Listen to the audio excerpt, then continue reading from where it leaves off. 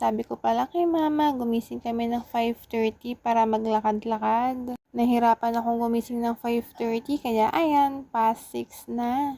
Lumalaki na kasi yung bilbil ko kaya kailangan ng matagtag. Kain at humiga lang kasi yung lagi kong ginagawa.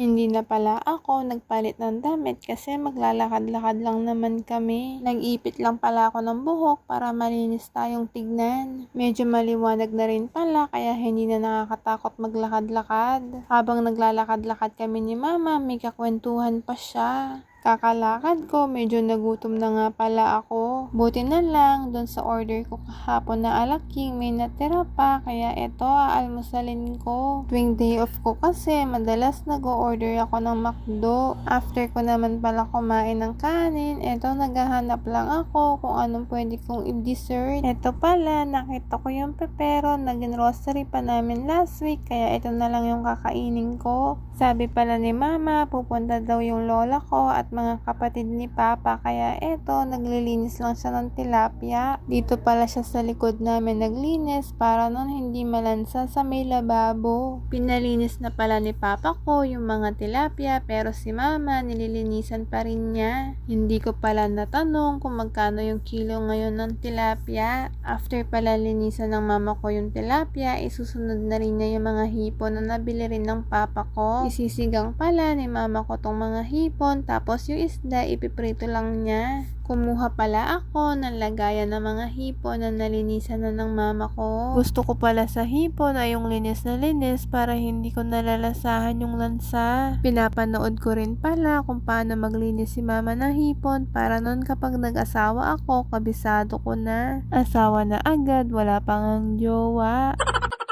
Gusto ko sanang luto dito sa hipon ay yung buttered chip pero request yata ng lola ko ay sinigang. Sabi ko kay mama, pagtabi niya ako mamaya pagising ko.